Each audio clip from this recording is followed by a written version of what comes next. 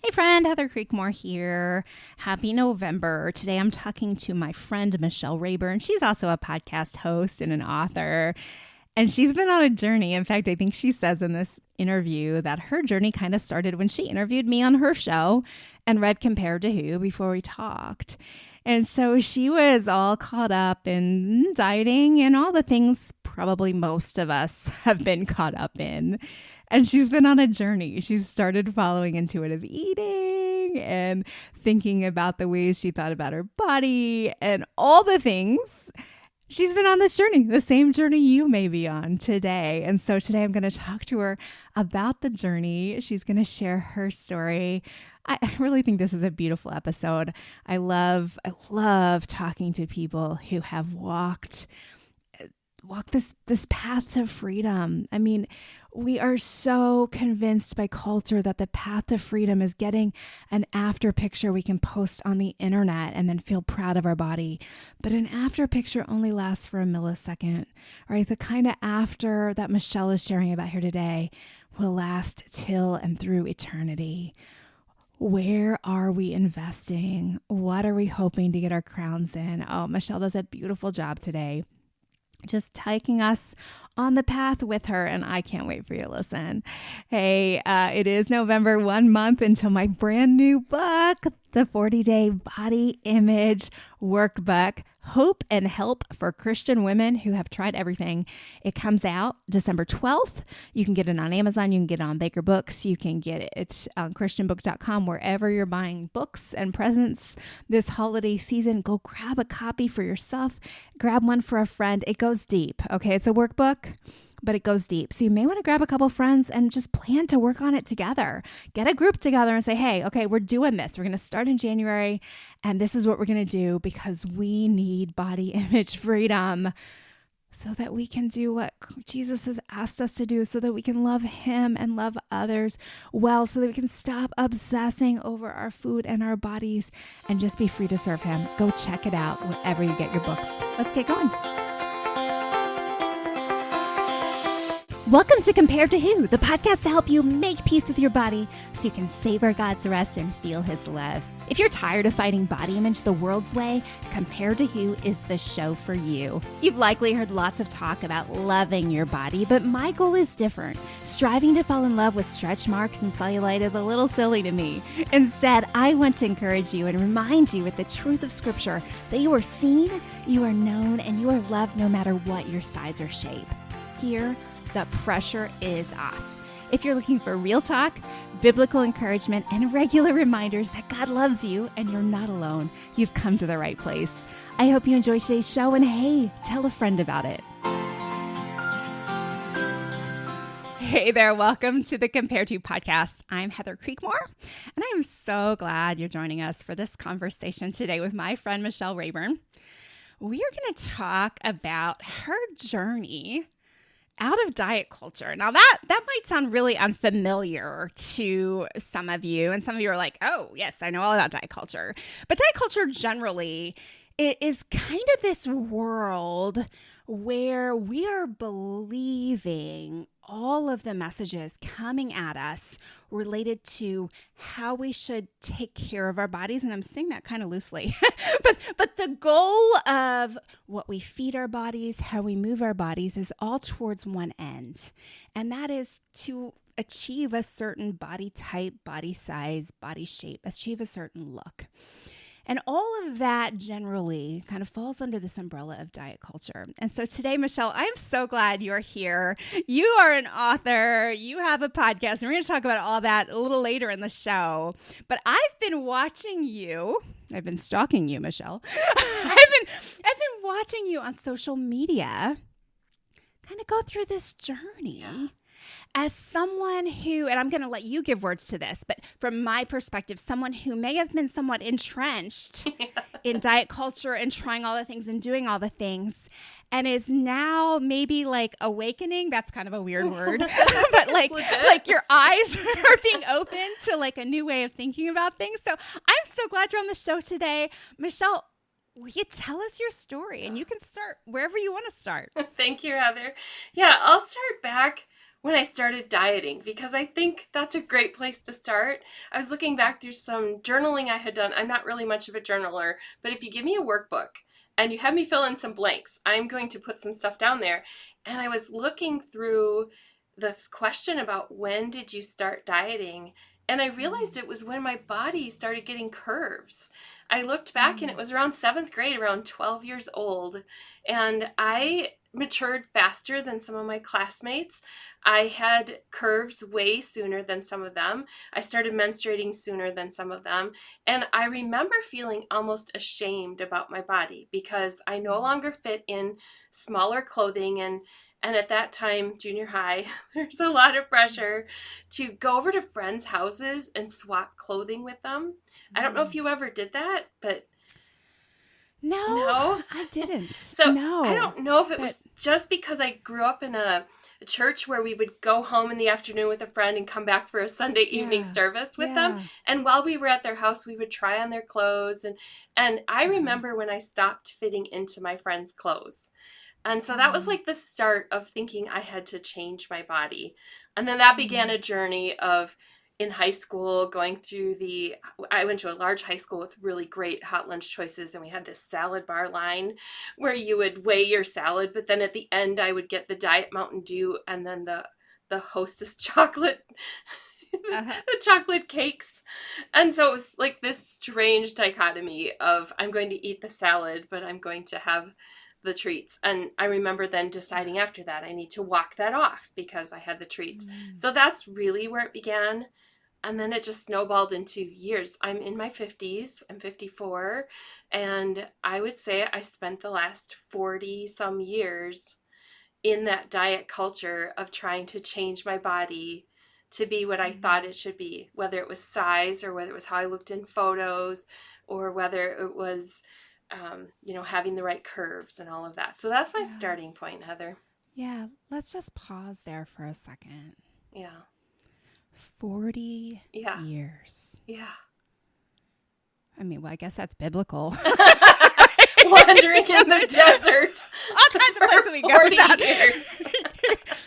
but like, I mean, my journey is very similar. I think I only made it to 30 years, but still, and I have clients that are at year 50, year 60. Like, that should give us all pause, right? This was, I don't know how you would describe it, and I want you to continue with your story, but like, for me, it was like a side pursuit, right? It's like, I have my life, I have all the things I do. And then there's this like laying on the side of this other thing that I have to do. I don't know. Does that resonate with you? I feel like it was more central than that to my thinking. Okay. I don't even know if it was a side pursuit. I was a stay-at-home mom for a lot of years. I left my career as a registered nurse to stay home with my children. So I was doing all the meal prep for the kids at home. I was home all day long. So I feel like I got into Bible studies fairly young that focused on changing our body size and making it into a spiritual thing of really this idea that if I'm following God, I'm pleasing him with what I'm doing with my body. And so for me, because my faith was central to my life from the time I was very young, then it made dieting central, if that makes sense. Absolutely. Absolutely. I think there's a big connection there. And I felt it too, Yeah. right? Being a good steward of your body, right? That's the Bible verse, means I always have to be on a diet, or I have to always be watching my weight, or always, like, whatever, fill in the blank here. I mean, that's how you felt it too? And this is pre-social media. So it wasn't even the emphasis that, we now have in social media. It really was peer influence of the conversations I had with other moms when we were at our MOPS group, or when we were at our Bible study, or just hanging out with friends. It was conversations about the latest recipe or the latest way to change our calorie count, all of those things. What's the tool you've tried? What book should I buy? I invested in so many plans. I was 21 years old when I was a college student, a newlywed. I realized that the college life had me, staying up late at night and trying to find ways to stay awake. So snacking was a really great way to stay awake. And I became concerned about my body size. And I joined this very restrictive plan where they gave me the food and I ate only that, and I weighed in twice a week. And I remember feeling so shamed when somebody reviewed my journal of food, when they would point out something I didn't do right. I'm a perfectionist by nature, so if you point out something I didn't do right, that to me is like I don't know, I just would, like, the whole week is wasted. Kind of like that mindset of, like, if I eat the wrong thing, I'm going to say wrong in quotes for the people who can't see us, that, if I ate this thing, then I had to pay for it later with punishing myself in some way. And I can't say that I ever fit into the ideal that I thought I should be in. So when I started listening to your podcast a few years ago, it resonated with me. I even had you as a guest on my podcast because your compared to who content really, like, I was comparing myself to all the people out there. So that resonated. And we compare ourselves to the people who we sit with, whether it's at a ball game with our kids or whether it's at church. We can't help but notice. And people make comments that we take to heart too, of we tell one person they're looking good for some effort that they've made. And then I turned that into humor when I started speaking. And this is what comedians do too, where you think, well, let's just make it obvious. Let's just be funny about it and say, oh, well, if you tell that person they look good because their body size has changed, then what does that mean? I've looked like a water buffalo for the last 10 years? So I would make jokes like that. And I still do sometimes. And I think, why do we do that? So yes, your compared to who content has really resonated with me. And I think that was kind of the start of my journey of saying there has to be something different. When I started to listen to podcasts that talked about body image, maybe 3-4 years ago, when I started to really change the things I was purchasing as far as books and looking for more content related to loving ourselves the way God created us. Yeah. Oh, I love that. I love that. And I don't want to overlook what you said a minute ago about the shame around, like, eating something, and again, air quotes, wrong. Like, the pressure of that. Yeah. And, like, now on this side, I mean, I've been on a body image journey for almost a decade. Well, probably a decade now. But my eating journey has been more recent. It's just been the last couple years that I've kind of figured out how diet culture has been lying to me about food and what to do differently there. But the shame. Yeah. That's so, the extra shame. Like, not even, like, there's nothing, like, necessary about it, right? And I don't know. I love to listen to Tim Keller, and I was listening to a Tim Keller sermon just recently, and he was talking about how, like, we as humans kind of think we can shame ourselves into doing better. But it never works. Like, you can never shame yourself into improving. But, like, that's so many of these diets that we try, right? That is the course. It's like, can I shame myself? Like, oh, you're going to review my food journal and shame me into doing better next week. It's like, it's also shame-based. It is. Like, how? Yes. And why would we sign up for that? I don't know. Why do you think you signed up for it? I signed up for it first because I wanted to change my body. So these people whether it was Weight Watchers, that was, like, in college, one of my first things I did because my mom was doing that. So it's like my mom was trying to change her body, so I should try to change my body. Yeah. But I've realized too that shame culture isn't only when it comes to food and when it comes to body. I also had it when it came to, like, how much time did I spend with the Lord? Was I doing my, what we called quiet time right? Was I really doing my life, my faith? Was I doing that right? And so this was just an extension of that sort of that shame culture. And I realized that I was working to try to please God when God already loved me as I am. Right. And so I think the food piece has been the last one. I released a lot of the other shame a long time ago. And it was only in the last few years where I said there has to be something different. So I Googled psychology of food because I was still telling myself, it's not, I know what to eat. I've been on 20 different plans, so I know what I'm supposed to eat in my mind. So there has to be something psychological. So I Googled the psychology of food, and I landed on a very popular diet plan that talks about the psychology of food. It's app-based. So I signed up for it. People are going to recognize it because there was... I bet you had a hard time canceling. No, I actually canceled like the same day. Okay. So I'll have to tell you my I was story in the trial. But I saw this red light, green light, yellow light for food. And I went, wait a minute, this is still... Aren't red lights like a bad thing and green lights are a good thing? So somehow this is still telling me there's good and bad things. It's no different than anything else. And so that was when I said, I'm done with all of this. I don't want anything that even sounds like good or bad when it comes to eating or when it comes to how much I exercise or any of that.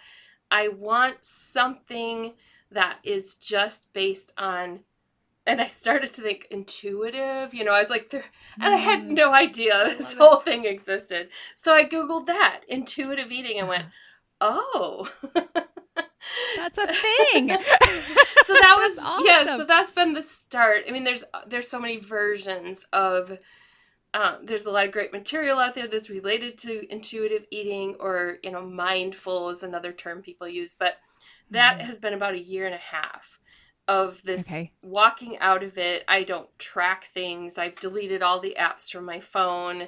My bathroom scale lives in the hall closet now somewhere in case we need to weigh suitcases when we travel. Awesome. My husband likes to step on it once in a while himself. But yeah, that has been so freeing for me to step out of the shame that you were talking about, to say there is no good or bad. It's really just, I don't know, I feel good instead of feeling bad. So that's where the change has been. Yeah, well, I love that so much. And really what's missing in the life of perfection and good and bad, right, is the grace. Yes. Right? Yes. And it's like that's so central to the message of the gospel. And yet, I do think there are so many of us Christian women who are living graceless lives. Yes. Trying to be good, right? Yes. I said that I had like the good girl problem or the normal girl problem, right? Like I didn't go off and do anything crazy. I just, was just obsessed over changing my body. That's all. Yeah. It's like, and it's one of those things, right, where some people think that's healthy, right? It's quote unquote healthy again to be obsessed over changing your body. Yeah. It's like, no, that's not what we're called to. Go ahead. Yeah. Your recent episodes on idolatry really stood out to me because that was where I realized it was about 1 year ago, where I had always been taught that food was an idol, and that if I wanted to continue eating this chocolate or that thing, I was drawn to it. And by the way, since I've released dieting, I don't have those strange pulls towards things, which is crazy. Because for 40 years, I thought it was just if I could restrict enough, and it was really like, but I realized that the idolatry for me wasn't even body size after a while. It became the control of the plan, of following the app perfectly, of getting the right balance of things like macros and terms that people use when they're following, these apps. And so for me, the idolatry was obsessing all day long about planning out what I was going to eat. If I didn't have my watch on to track my exercise, how am I going to log that now? Because I missed those steps. Like, who cares? But I really had to have that on there. And I had to look at labels and all those things. So the idolatry that obsessed me was the plan itself, not even the outcome. Because I didn't change all that much in 40 years. Right. I really didn't. Yeah. Well, and I love how you said the word control, right? And it's like, I think the joke's on us in a way, and it's not a joke at all because it's not funny, but it's like we feel like we have control when we do all these things, like must keep the control, must have the control, continue with the control. But it's like, do we really have control, or does it control us if I can't like go on a walk without my watch? Which, been there. Right. I was like, oh, I got to go back and get it. Wait, that's insane. Should I do the walk again? I do that? Right. Like that doesn't make any sense. Like it still counts. Right. Even if like Apple doesn't know that I did it. Right. Yeah. But it's real. I mean, we can laugh about it because it's very real when you're in it to feel all those things. Yes. So what happened, Michelle? Is like, so one morning, so you Google intuitive eating, like you find it, and like you woke up the next morning and you're totally fine. No, this is such a long journey. It's like, can you fill that out more? Yeah. So for me, the first thing was saying, I don't want that anymore. I don't want that life anymore. I don't want to be controlled by that. That was the first step. Yeah. And then it was really like, now where do I go from here? How do I start something different? And I did find the intuitive eating book. I found a couple of podcasts. There's one that you've been on, the Intuitive Eating for Christian Women podcast. I found that one and started to listen to other people who had been through that journey to just borrow from their wisdom on how do I get out of this idolatry that I'm really stuck in without shaming myself for it, and while growing my relationship with the Lord in the process too. So I have been it's a daily choice at first for me to not look at labels, for me to not want to label foods in my mind as good or bad. I understand there's a whole gentle nutrition part of intuitive eating that has to do with eating nutritious foods. That's sort of where I'm at in my journey now, is recognizing that, okay, it's not a free-for-all, that's for sure. At first it was. It was experimenting with all the things that I had not allowed myself to have. The cereals that I used to eat in college that I had, and I, a lot of them, I've purchased things and decided, I don't know why I liked it before. It was almost that I liked it because it felt forbidden. No, I think you're exactly right. That's the forbidden fruit. I think that's the psychological term for it, or the biblical term. Right. Yeah. It is. It very much is. And you said it earlier, like thinking that life is one giant exercise in restriction makes all those foods like must have them more. But it is so counterintuitive how once you make everything, and I'm going to use a Weight Watchers word, legal, right? Once everything is legal, it loses its power, doesn't it? It does. So I feel like food has no particular power over me, and I feel freer. I don't have this daily sense of God is displeased with what I ate. I don't wake up on Monday morning and have reset days. I no longer lie in bed on Sunday nights thinking, all the things I had this weekend, because there's no more of those, what they call cheat days and all of that stuff in there. Also, for me, getting rid of the scale was a big step, because it had been something I used to gauge my value almost. Sometimes when you're in that diet culture, if you do all the things diet culture says to do, and the measurement on the scale doesn't change, it can really affect your decisions that day. It can affect decisions going forward. So hiding the scale meant I'm no longer controlled by any number. So that includes going to the doctor and asking not to be weighed unless I actually have to for a surgical procedure or something like that. Love it. So that's freeing too, because to me, we don't even realize how much that number assigns a value, like without us even realizing we're allowing that to assign a value. It meant getting rid of some clothes in my closet that were incentive things, I intentionally purchased them in a different size as a motivation, only it became shame rather than motivation. Right. So boxes of things went to Goodwill. And I have worn shorts. I know that's something you've talked about in your show. It's something I owned maybe 2 pairs of shorts, and I only wore them if nobody was going to be coming to my house that day. And if it's hot now, I wear shorts. So that's a big change. Wonderful. Yeah. Oh, I love it. I love it. What about mentally? Do you feel like you got a bunch of space back? I do. In your mind? I do have, and I'm not even thinking about the next meal. That was something in diet culture where I was always thinking about when breakfast finished, what am I going to have for lunch? What is my next thing going to be? All of that. So that's freeing right there. And it's like I said, it's still a process because I'm still sensitive when I'm around people who use terminology that, because this is a topic, body changing, clothing, food, all of that comes up with most of our friendship circles. So I'm still working on what do I do and what do I say when that comes up. Right now I'm still silent. I'd love to know if you have tips for what you do in that next phase. Yeah, you know, it is tricky. Like you have to know your audience. Yeah. Sometimes our friends are our toughest audience.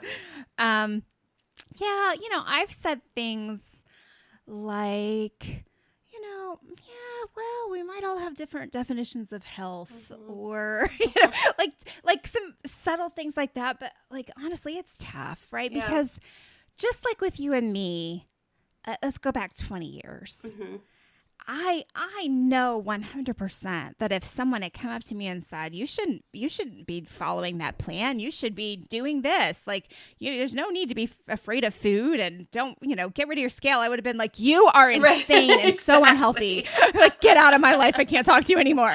Like, so just recognizing the reality of like, they have to be open and receptive to this part of the journey. And even, my friends, Aaron and Shara at Intuitive Eating for Christian Women at their podcast. Like Aaron and I talk about this all the time, just like which comes first. And I'm always like, you have to do the body image work first. I'm like hardcore on that. They're like, yeah. I'm like, unless you can be free to have your body be whatever size, it's going to be in this season of life, right? Because it does change seasonally. Oh, it has changed for me in menopause for sure. Yes. So, and that's not like, we need to normalize that too. That's a whole other tangent, right? Because my goodness, like our body's trying to protect us. Our body's not like, oh, ha, ha, ha. Now you're 50, I will get you.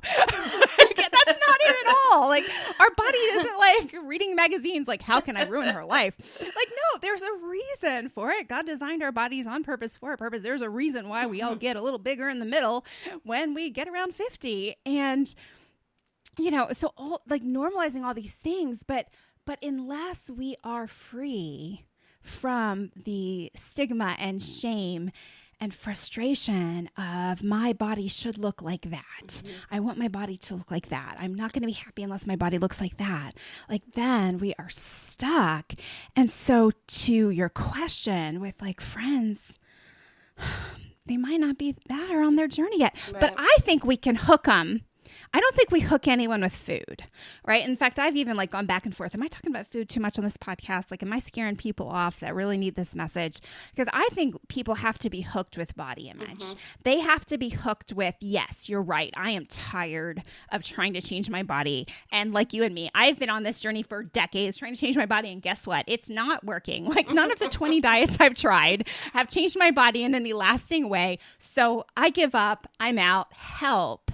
And that's a person that is ready for the next, I'd say, step of the journey, right? They're ready to do the hard work around body image. And then eventually you can touch their food. Yeah. But even for you, how many years were you kind of dabbling in the body image space before food kind of came up? Like a year? Yeah. It's been, it's kind of all intertwined for me, I think. But yes. The rules, when you look at diet culture, have to do more with food. But the mental space is really, like you said, about body image. And I do have some friends I really respect who it's really about physical health, like related to specific diagnoses that they've had and things like that. So we do recognize that. But in even those spaces, we can become obsessed and realize that body image isn't always about size or shape or fitting into a certain size of clothing or being able to wear shorter skirts and look a certain way, all of that. It can also be our definitions of wellness. And so there's this health at every size movement that you've talked about and other people have talked about. That has been helpful for me to understand that I do some of the same things that somebody in a smaller body might do. I go hiking with my husband. I enjoy being active with him. I'm a writer, so I'm fairly sedentary in my work. But that, health isn't just about what I eat. And my body size isn't just about my health. So it's all kind of tangled up together. On one day, if you asked me, it might be about the permission to enjoy M&Ms without guilt. And another day, it might be to enjoy exercising for the sake of just going on a walk and feeling the sun on my face. And there's no other ulterior motive for it. So it just depends on what day you ask me. Yeah, I love that. Well, who's noticed? Like, has your husband noticed, or I know you've got 2 married sons. Like, has anyone been like, hey, Mom, you're different around food, or Mom, you're more fun now, or anyone noticed? My husband, because I've talked to him about it, because he knows, he offers me ice cream now without feeling like I'm going to, he doesn't know what he would get in the past, Are you going to be mad at me for offering it? Or what plan are you on today? Is it going to be okay to have it? Now he just knows. Would you like a bowl of ice cream? And I'd be like, no, I'm not really hungry right now. Thank you. And I think for him, it is freeing for him to not wonder, where can we go out to eat? Because last week she couldn't eat at this place. And, so for him, it probably is more about the food. And I want to say my husband has always been accepting of me at any size. There has never been a request from him for me to change my body. I don't even know what it would be like if that were a factor, because that would be a whole level of complication that I don't have. So I know I'm privileged to have that. He has loved my curves I've been with him we've been married 34 years almost. So he's known me since I was a teenager. He's been on this journey with me from the beginning of restricting. But I don't know that my kids have really noticed. Some people might notice that I'd have to get inside of somebody's head to know what they notice. But I can go into my own of where I was 10 years ago. And if I saw somebody eating the way I do now, I might assume, and this is just me, I might assume they didn't care about themselves anymore. That they'd given up? Yes, that was where I was personally. I would be judging what somebody else ate at lunch and thinking, oh, she would be so much happier if she did something about this. And if I only knew. I didn't know. So I don't really know what other people think. I really don't. Yeah, that's a really great point. In fact, I talk about that in my book that comes out next month. The concept of feeling like people are going to think you've given up when you stop dieting. Oh, I guess you've decided you don't care what your body looks like anymore. Oh, I guess you've decided you don't care what happens to your health because I see you eating that pizza and it's the gluten full kind, not the gluten free kind or whatever. Yeah, and that's a real thing. Yeah, it's a real thing. It's like we have the one. Well, let me back up. In diet culture, when we're absorbed in diet culture, right, we have this fear of what are people thinking about our bodies. Are we pleasing to other people in the way we look, right? Are people going to approve of us because of what our bodies look like, right? And then you step out of diet culture, and it's the same kind of approval is sneaky in the same way. It's just changed, true. Right? Then approval's like, oh no, now people think I don't care about my body anymore. And it's like, you weren't free back then. You weren't free when you were dieting, right? I think that's the lie. Is like, well, you'd be free if you were, still following that plan. No, you weren't free then. Exactly. You're just, maybe the next layer of the journey is to work on the approval side. Why are you still stuck on finding other people's approval? Because both sides of the fence are still, there's still a struggle there for a lot of us, right? That is so true. I felt that too. I remember when I was 21 and had gone on this, it no longer exists, but it was it had physician or doctor or something in the title of the program. So, that makes it legit. The one where they shamed me and weighed me twice a week and all of that. And when I reached a certain goal, they took my picture, sent me to a professional photographer, took my picture, put me in their ads in the newspaper. And I remember my mother-in-law cutting that out. My mother-in-law was very critical of people in larger bodies. But, I look back now, she's no longer living, and I think a lot of it was part of her own struggle. When I was younger, I took it to heart, but I don't think her intentions were bad at all. But she hung that picture up, and I remember after that getting pregnant, having babies, and that picture was still yellowing on her refrigerator. And I remember thinking that, this is a constant reminder, you didn't stay here, you didn't stay here. And so that approval started pretty young, and thinking about what other people think. And I've always been, since having children, I've always been a curvier person. So for me, the way I've sought approval has been, if I go out for a walk, I'm going to take a picture of myself doing this walk, or I'm going to take a screenshot of my steps for today, or it's almost like I had to prove I move, I do stuff, and it's like, I've stopped doing that. If I take a picture when I'm out walking, it's because there was a cloud that was really cool. Because it doesn't matter what other people think. They don't have to look at me and go, oh, wow, she moves a lot for a person her size. I don't need that. Yeah. Do you feel lighter now? I feel lighter emotionally. Yes. Mm-hmm. Yeah. I don't know that I deceived myself into thinking I felt lighter when my body was smaller. And now I think freedom is something we don't really realize how, shame, getting rid of shame, that freedom that comes with that feels very light. And I can't, my body is aging, so my joints are getting creaky. And I get up out of a chair, and it's like everything has to get that synovial fluid moving again. So physically, I don't look like I feel springy, and but emotionally, yes. Yeah. I mean, I love that, and I feel like it's like that's our underlying desire when we're trapped in diet culture, right? We want to feel lighter. Yes. We want to feel better. We want to feel good. And diet culture says, well, you will feel good as soon as you become the after picture that someone puts on their fridge. Yes. But then, as you know, the data, right? 95% of us will not keep off any weight for, really, it's more like the 2-year range, but definitely by 5 years, right? Yeah. So as we watch women attain that status, that picture, it's not in the newspaper anymore, probably, that picture on Instagram. So that dates me a little bit, right? With the newspaper part. Oh, yeah, me too. but that watching that happen for people, and I think really not having a response of envy. Yeah. Or not having a response where we're sucked back into, ooh, that person's getting approval. That's what I want. Like, I need to do that too. But recognizing like the real joy is in the freedom, right? The real joy is not making that what we do with food and body. Yeah.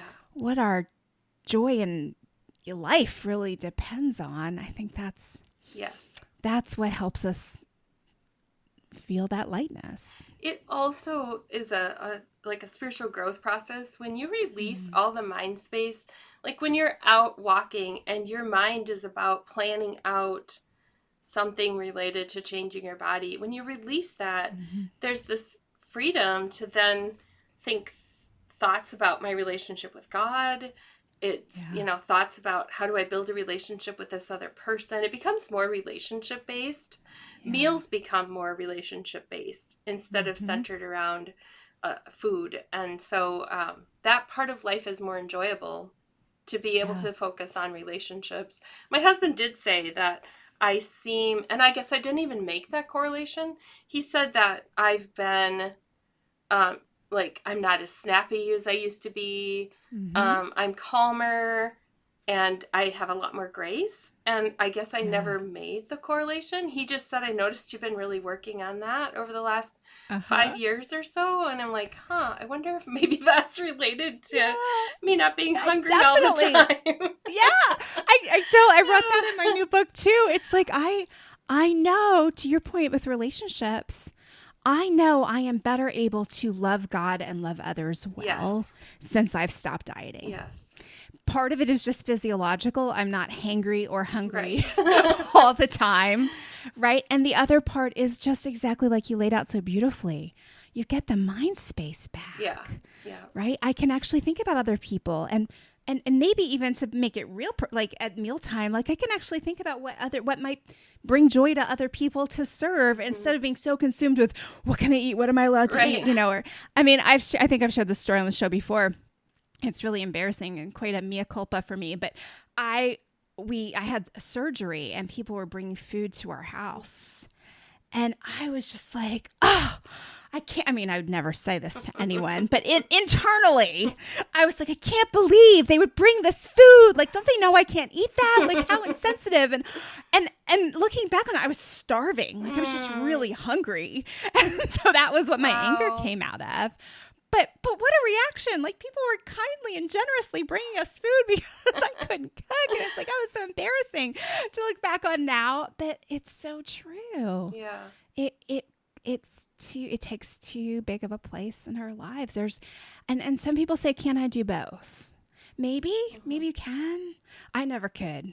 Like there was no way for me to be on a plan and living life, I think, as God has called me to live it. I don't know. What do you think? Yeah, that's important to note that, because we both have friends and people we love that are listening to this episode who will say, well, that isn't my story. And it's true. This is my story. Yep. And their story is different. And maybe 5-10 years down the road, they'll have a different version of their story. But if I'm going to love myself well, it means I'm also going to love them well where they are at. And so that also means not jumping into my go-to mode of being critical of somebody else, because that really is in my, in the theological circles, when somebody is enlightened by something new they didn't understand before, there's this term they call cage stage.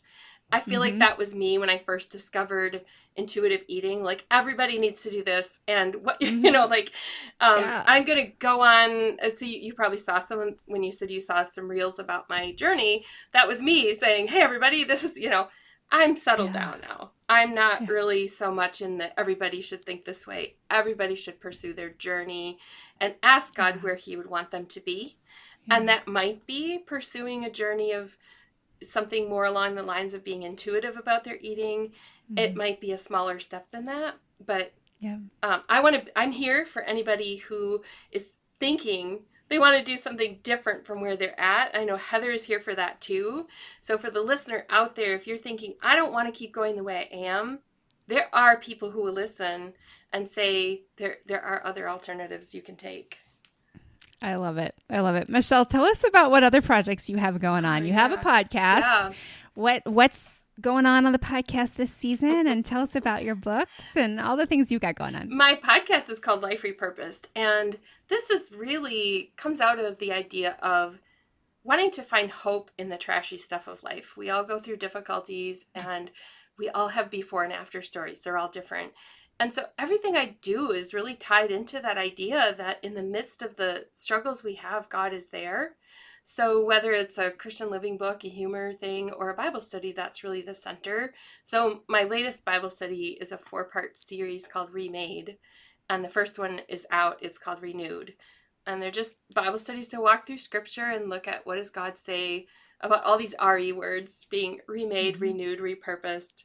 So I love that. And then I also like doing compilation books where I invite other people to send in their stories, because for me, like I told you, I can be a judgy person. So I can think that like my story is the right one, like when I hear other people's stories, whether it's interviewing someone on the podcast or putting someone else's story in a book, it helps me to have empathy for other people. It helps me to understand that their journey is different. So I just released one for boy moms and just all 18 moms talking about their stories. I have other ones in the works. So that's kind of a summary of what I do.